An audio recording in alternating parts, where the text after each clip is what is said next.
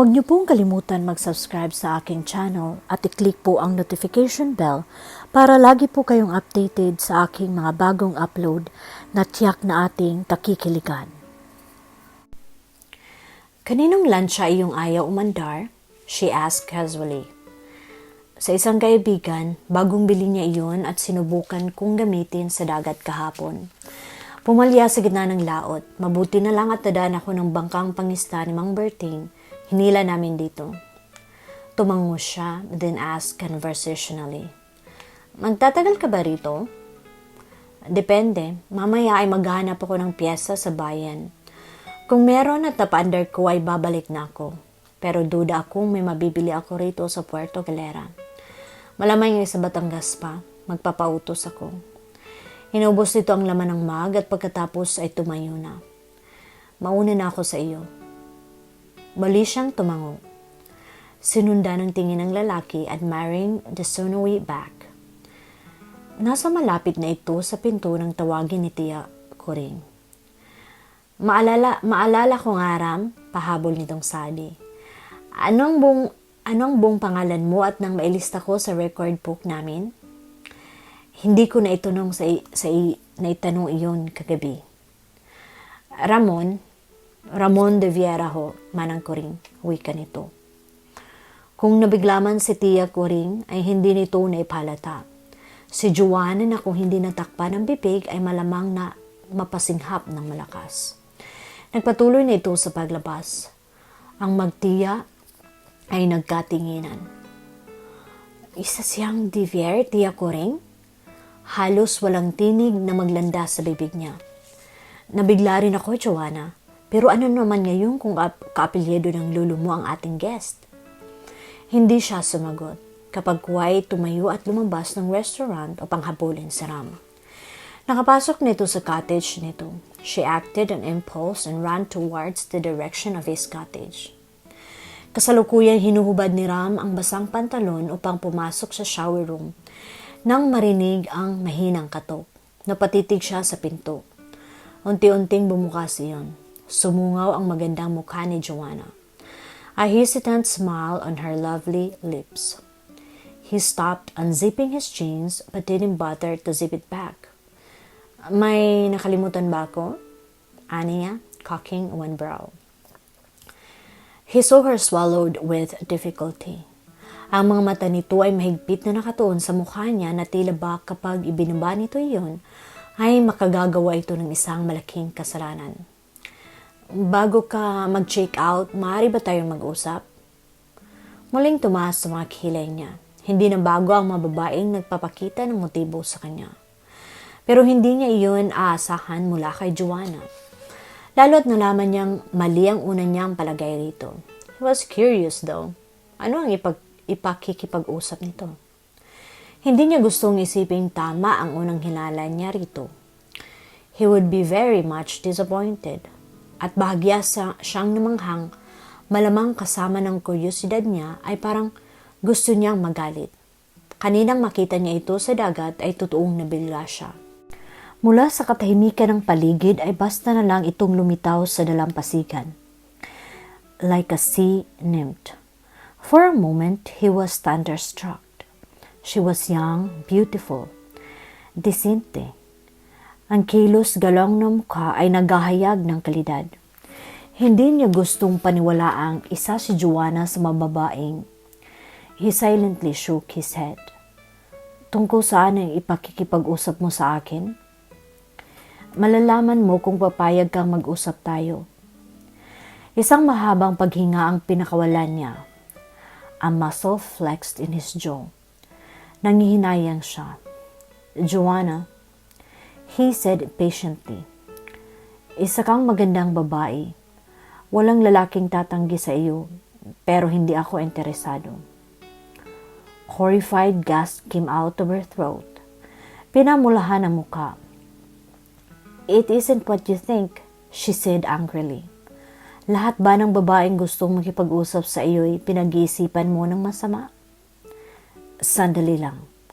Pigil niya sa akmang pagtalikod nito. Okay, I'm sorry. Sa ikalawang pagkakataon. The sincerity in his voice stopped her from her tracks. Lumingon sa kanya si Joanna. Okay. Niyuko niya ang relo sa braso. Ano ang pag-uusapan natin? Umiling si Joanna. Alam kong nagmamadali ka ngayon kapag natapos mo nang gawin ang lansya bago ka umalis. There was an urgency in her voice and he was intrigued. Okay. Maghapong hindi nakita ni Joanna si Ram. At kahit nang nakahanda na siya sa pagtulog ay nanatiling sarado at wala pang ilaw ang cottage nito. Kung hindi niya nakita ang lansya sa playa ay isipin niyang umalis na ito.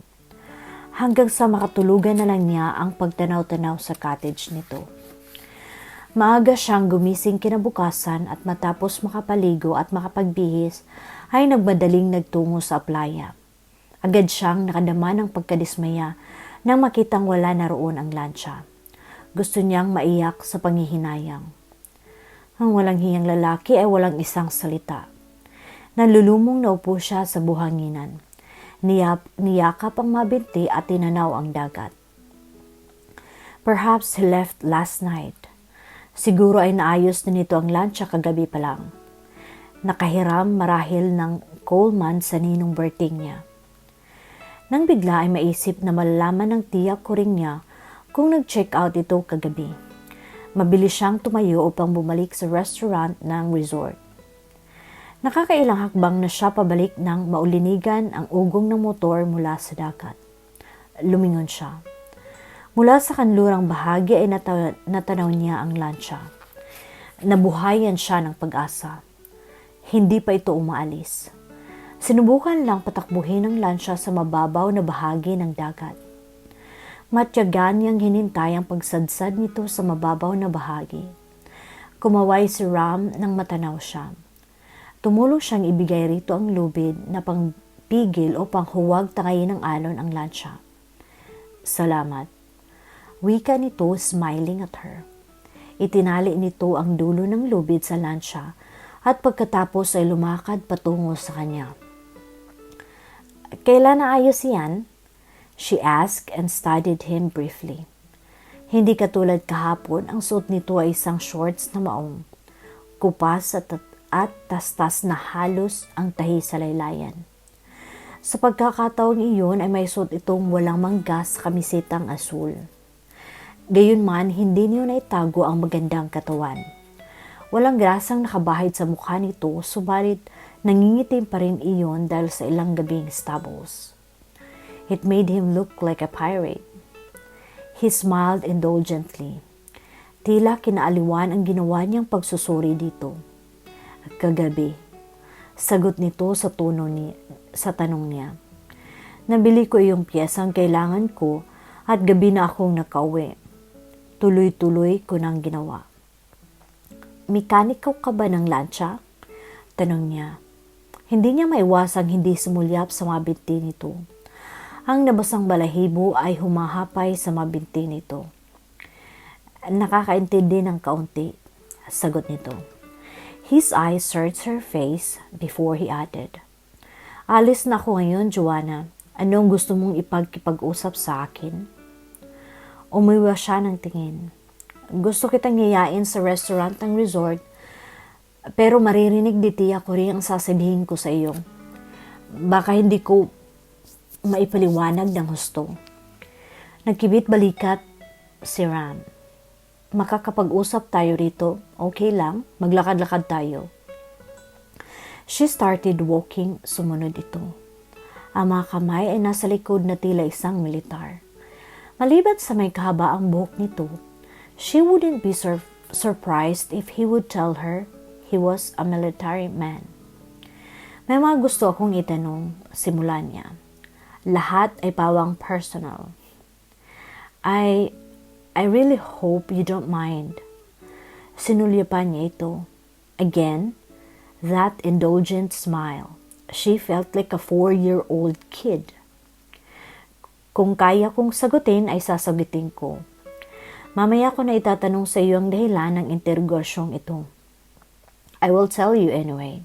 Sagot niya. Gustong mairita sa humor na nasa tinig nito. But she couldn't blame him. Pareho silang estranghero sa isa't isa at hito at gusto niyang sumagot ito sa ilang personal niyang mga tanong. Una, may asawa ka na ba? Ilang taon ka na at ano ang trabaho mo? He gave a husky laugh. Ganoon ka personal ha? Pinamulhan siya ng mukha. This wasn't easy. It sounded as if she was interrogating a prospective boyfriend. She grimaced inwardly. Iyon talaga ang plano niya. Higit pa sa pagiging boyfriend lamang. Please. Okay, wala akong asawa. Hindi pa nakapag-aasawa. Wala pa akong balak mag-asawa. He grinned at her and she swallowed. Ang sino mang magsasabing hindi magandang lalaki ang taong ito sa kabila ng kumakapal na stubbles ay may diferensyang paningin. 10 taong mahigit marahil ang tanda ko sa iyo. Ilang taong ka na nga pala? Tantiya ko'y 16 ka lang. His friendly tone made her relax. It doesn't matter. Hindi importante kung masyado kang matanda sa akin. And I'm almost 23, she added. Nagmamadali siyang malaman ang resulta ng pag-usap nilang ito. 33 anyos ako at isa akong mangingisda. A fisherman, she exclaimed happily. Agad na naglalaro sa utak niya ang trabaho nito. Nasa gitna ng dagat at hinihila ang lambat na puno ng isda. Napahinto sa paglakad si Ram. Kumunot ang noong niyuko siya. Then he laughed. Ikinatutuwa kong hindi mo minamata ang trabaho ko, Joanna. Sa pagkakakwento ni Mang Berting sa akin kagabi, ay milyonaryo ang lolo mo. She almost rolled her eyes. Naidaldal na siya ng ninong niya rito. Mas pabor sa akin na malamang isa kang mangingisda. He looked at her thoughtfully. Talaga? Yap, tagasang karam? Panibagong personal na tanong eh. Muli ang ngiti nito. Taga rito mismo ako sa Mindoro, Joanna. Sa Bulalakaw. Tumango-tango siya. So may mga Devier sa Mindoro, anas niya. At isiping kung saan-saan naghahanap ng kamag-anak ang lolo niya. Huminto siya sa paglakad at tumingin sa karagatan. Pinuno ng hangin ang dibdib. Nilingon niya si Ram and she caught him watching her intently. She tried to meet his eyes. May girlfriend ka na ba? Muli unti-unti ang pagguhit ng ngiti sa mukha nito. Saan patungo ang interogasyong ito, Joanna? Lumalalim ang kuryosidad ko. Huwag mong sabihin sa akin nag-a-apply kang girlfriend ko. She swallowed. Sa ibang pagkakataon ay mapapahiya siya ng gusto pero dinagdagan niya ang lakas ng loob. In a way, yes. Oh? Now he was really amused. Huwag kang gumawa ng konklusyon sa isip mo. Saway niya sa naiiritang tinig. But she lowered her tone when she spoke again. I am offering you a job. A 2-week job. Umangat ang kilay nito. Trabaho? Gusto mo akong alokin ng trabaho dito sa resort? Mabilis siyang umiling. Hindi rito sa resort. Sa akin mismo. Kailangan ko ang serbisyo mo. Oh, tumango-tango ito. She wished she could wipe off that indulgent smile on his lips. Ang isang apo ng milyonaryong katulad mo ay hindi mahirap makahanap ng taong magtatrabaho para sa iyo, Joanna. Bakit ako? Nakapagtatakang nag-alok ka ng trabaho sa isang estrangherong tulad ko. Dahil isa kang Devier. Her wish was granted.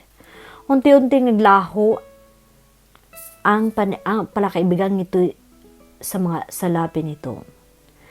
Maaari ko bang malaman kung ano ang kinalaman ng apelyido ko sa trabahong inaalok mo? Ang buong kong pangalan ay Joanna Devier Smith. Bahagyala ang pag-angat ng kilay nito. Sa natila ba walang halagang, sinabi niya. I see. Gusto mong sabihin sa aking kamag-anak mo ko? That and more. Importante sa aking malaman na isa kang Devier. Bukod pa roon, mangingista ka lang. Lang? Putol nito sa sinasabi niya. Nagiba ang tono. At ang akala ko pa naman hindi mo hinahamak ang uri ng aking trabaho. Of course I don't, she said hastily. Please, listen first. Hindi yun ang motibo ko. Ang ibig kong sabihin, hindi siya magkandatuto sa pagpapaliwanag. Dahil mangingisda ka, madali para sa iyong tanggapin ang trabahong inaalok ko.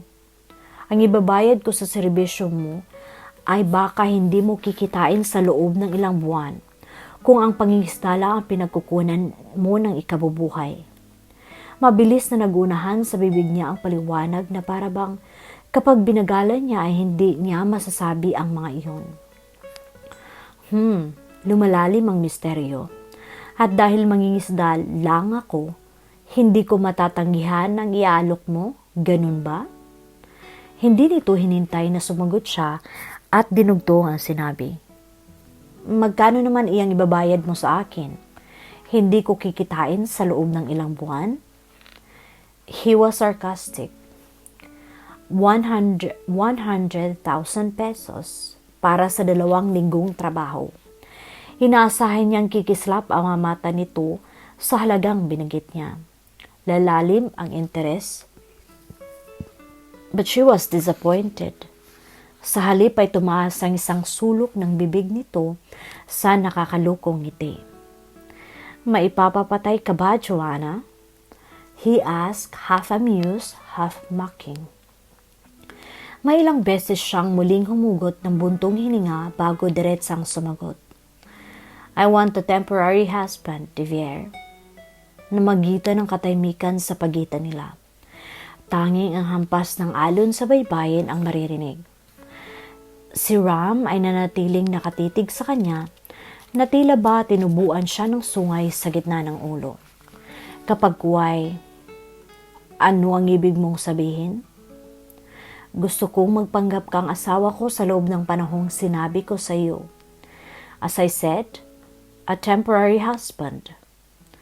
Ang titig na ibinibigay nito sa kanya mula pa kanina ay sapat upang panghinaan siya ng loob.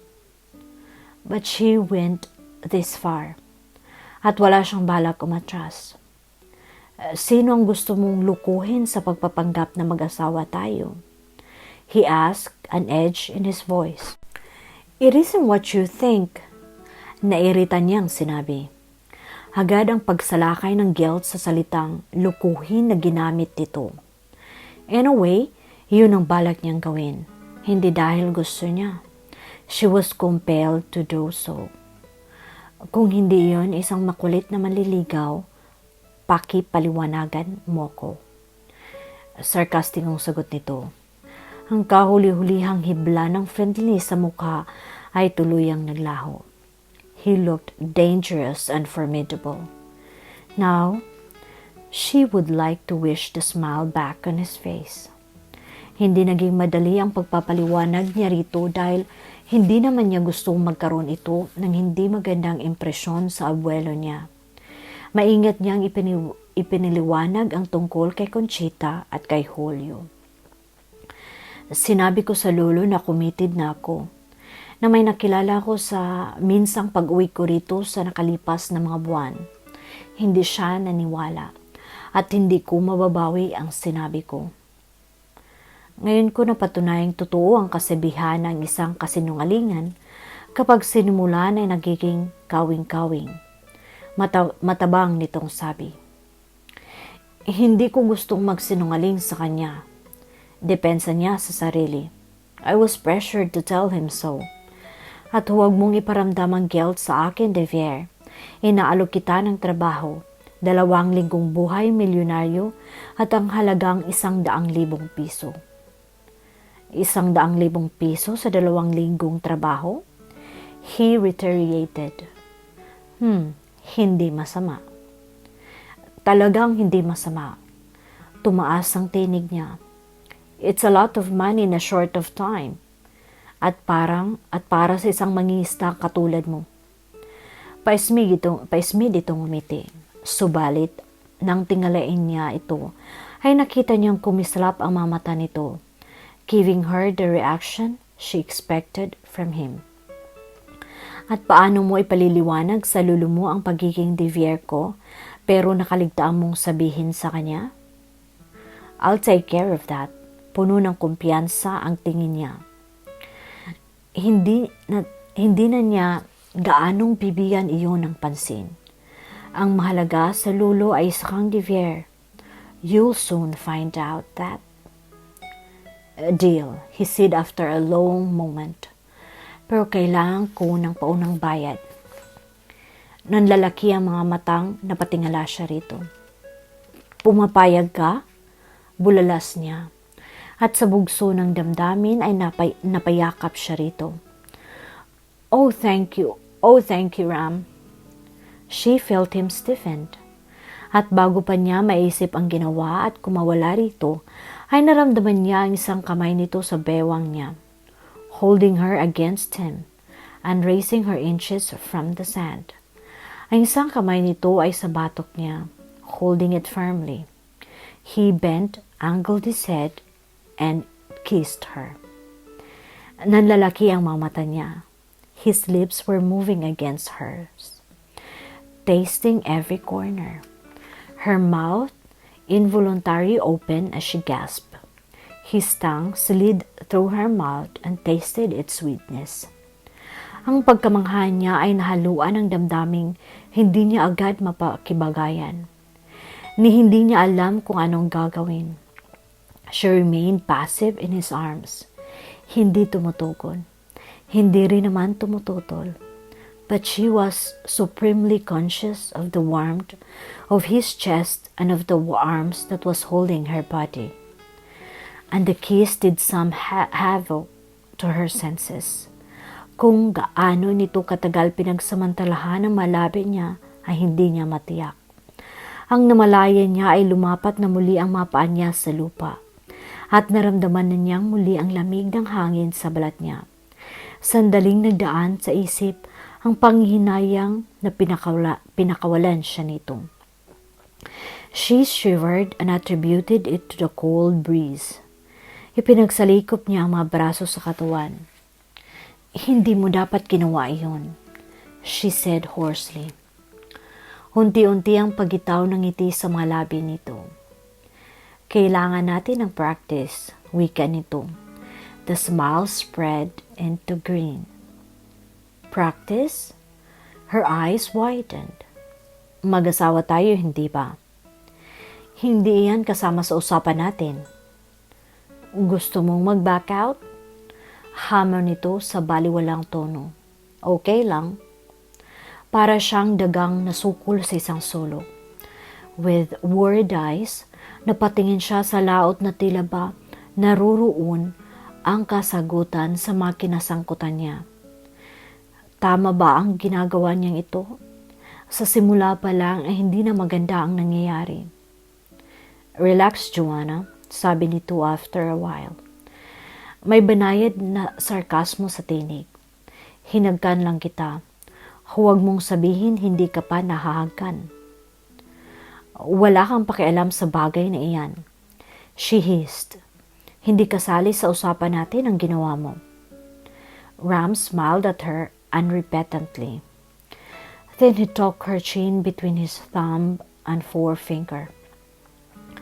Ito rin mong bonus ko ang paghalik na iyon. Nanunudyo nitong sabi. Ang mga mata nito ay bumababa sa mga labi niya at may pakiramdam si Joanna na akma siyang hahagkan nito muli. Marahas siyang pinakawalan ang sarili at umatras ng ilang hakbang. Her heart was beating madly. If she was honest, she wanted to feel the feel of his lips on hers. Iwinaksi niya ang agyo na unti-unting kumakalat sa isip at pagkatao niya. Magpapanggap akong asawa mo, ani Ram. A corner of his lips twisted upward. Pero kailangan ko ng paunang bayad. Tama na muna ang 25,000. He smiled at her. I don't have that much cash now. Pagdating natin sa Batangas, ay magwi-withdraw ako through my ATM card. Okay, pansamantala ay kailangan kong bumalik sa Bulalakaw upang ayusin at tapusin ang aking trabaho. Biglang ahon ng insekuridad. Natagpuan na niya ang kalutasan sa suliranin. She couldn't afford to let it slip from her hand. Hindi mo kailangang magtrabaho, babayaran kita. Matabang itong ngumiti. Babalik ako bago matapos ang linggong ito, Joanna. 4 na araw ang lumipas mula nang huli siyang magkita at mag-usap ni Ram. Gusto na niyang mawala ng pag-asang tutupad pa ito sa usapan. Ang tanging pinanghahawakan ni Joanna ay ang halagang inalok niya rito.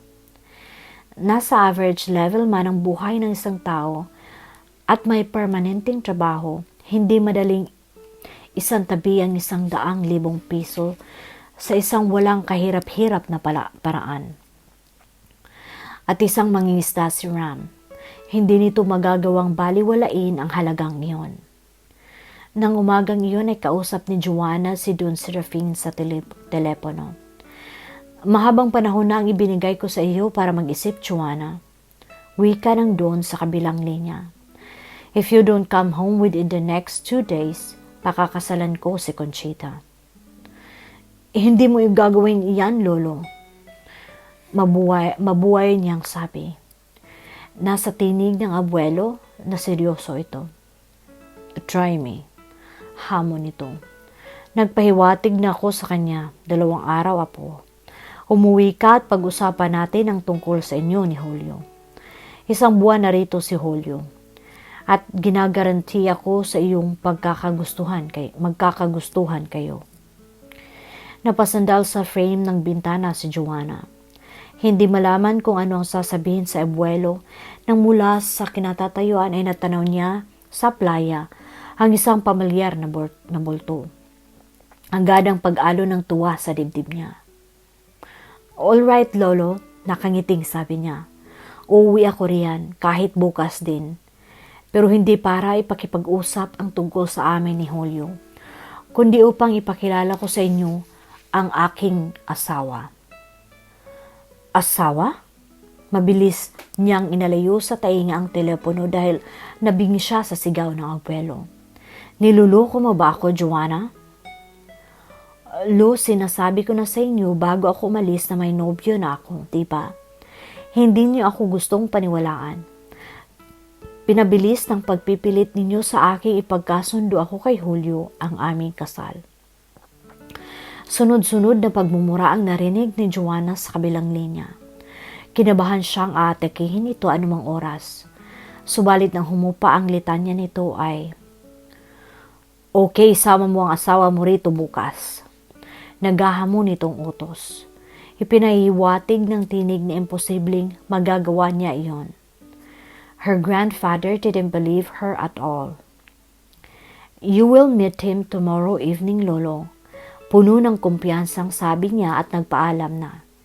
Inihagis niya ang cellphone sa kama at halos takbuhin pababa ang hagdan at palabas ng bahay.